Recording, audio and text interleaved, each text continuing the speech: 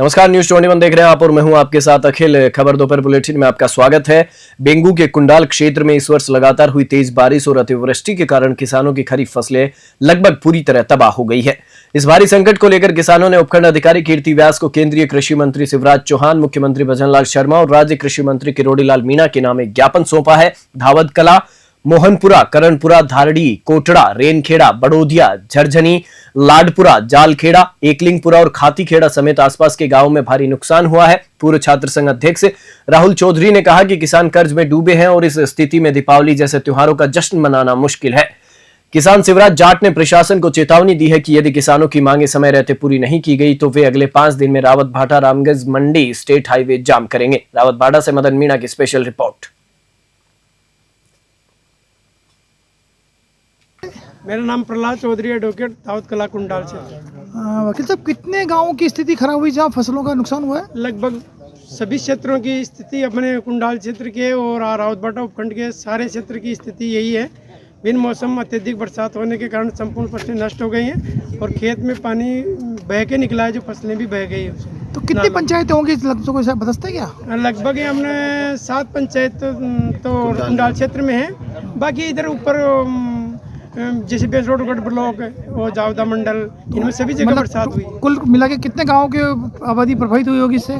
इससे कम से कम 100-150 गाँव के लगभग प्रभावित हुए हैं।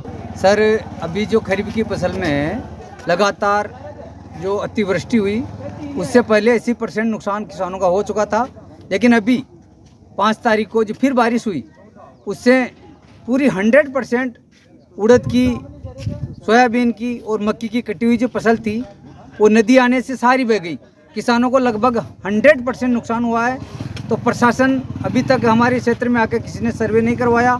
तो आज भारतीय किसान संघ के बैनर तले सारे किसान एकत्रित हुए और हमने यहाँ आकर एडीएम साहब को ज्ञापन दिया और हमने सरकार से मांग की है कि सरकार किसानों की समस्या पर तुरंत ध्यान देकर उनको उचित मुआवजा दिलवाए। भीलवाड़ा शहर के सुशीला देवी माथुर महाविद्यालय परिसर में एक ऐतिहासिक कार्यक्रम का आयोजन हुआ। इस अवसर पर राजस्थान के पूर्व मुख्यमंत्री एवं असम के पूर्व राज्यपाल शिवचरण माथुर और स्वतंत्रता सेनानी सुशीला देवी माथुर की प्रतिमाओं का भव्य अनावरण किया गया।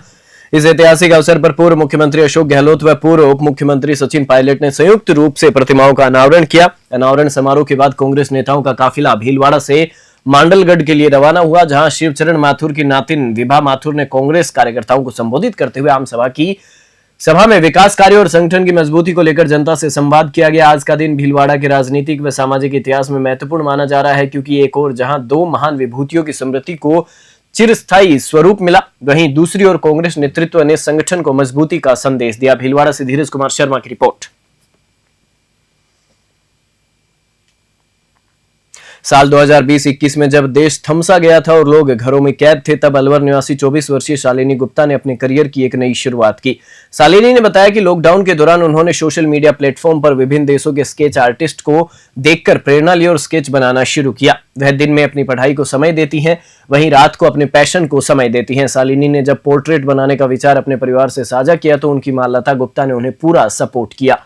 लता गुप्ता ने बताया कि शालिनी घर पर रहकर स्केच से संबंधित वीडियो देखकर पोर्ट्रेट बनाती थी और धीरे धीरे इसमें निपुण हुई। शालिनी गुप्ता की यह कहानी दर्शाती है कि दृढ़ संकल्प और परिवार के सहयोग से विपरीत परिस्थितियों में भी एक नई राह बनाई जा सकती है। अलवर से प्रदीप गोयल की स्पेशल रिपोर्ट।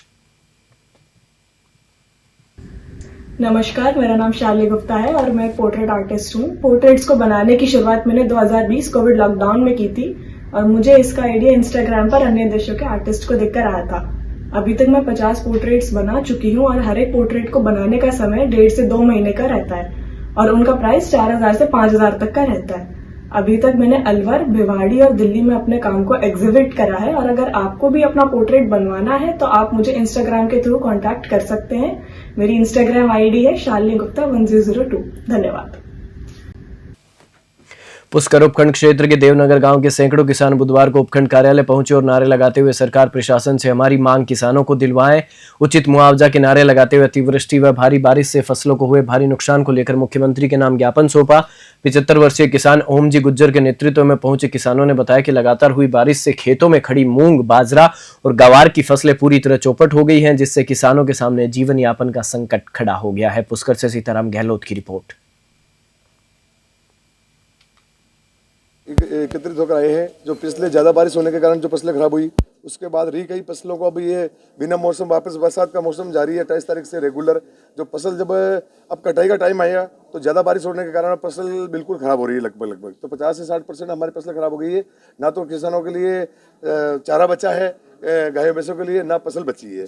अब मूंग, गंवार, मूंगफली, काफ़ी प्रकार की बाजरा, मक्की, सारी फसल लगभग खराब हो गई है। तो सरकार और प्रशासन से हमारा निवेदन है कि हम जो 4 महीने से इंतजार कर रहे थे, फसलें वही है, हमने खर्चा लगा के जेब से, और वैसे ही सरकार में ना राम राज दोनों हम रूठ गए सरकार किसानों से। अभी नकली खाद मिल रहा था, उस पर कोई कार्रवाई नहीं हुई, किसानों को भारी नुकसान हुआ, लोग खाद नकली ले जाके बिजाई कर दी। बरसात सब फसलें चौपट होगी, जानवर ने पाल बारी है, किसान को जीवो आराम है। तो अब मौजूद होगे सरकारों मांग है, सरकारों मांग करो साहब। बसवा नगर पालिका द्वारा कुछ ही दिन पहले बसवा सब्जी मंडी में नाले का निर्माण कराया गया था, लेकिन हाल ही में हुई बारिश के कारण यह निर्माण कार्य सवालों के घेरे में आ गया है। नाला पहले से ही छोटा बनाया गया था, लेकिन घटिया सामग्री के इस्तेमाल के कारण यह पहली ही बारिश में लगभग 100 मीटर से ऊपर बह गया। निर्माण बह जाने से स्पष्ट होता है कि इसमें कहीं न कहीं भ्रष्टाचार हुआ है। रिपोर्ट में बताया गया है कि इस गंभीर विषय पर प्रशासन और जनप्रतिनिधि मौन है। बसवा से गुमान मीणा की रिपोर्ट।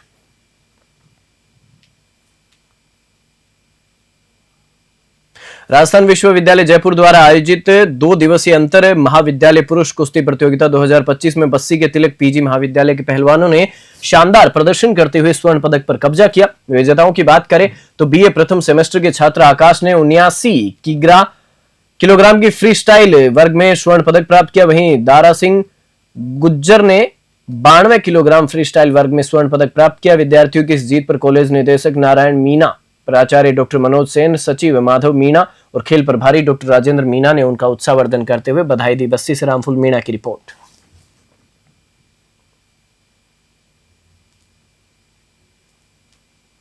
बुलेटिन में फिलहाल इतना ही। आप देखते रहिए न्यूज़ 21।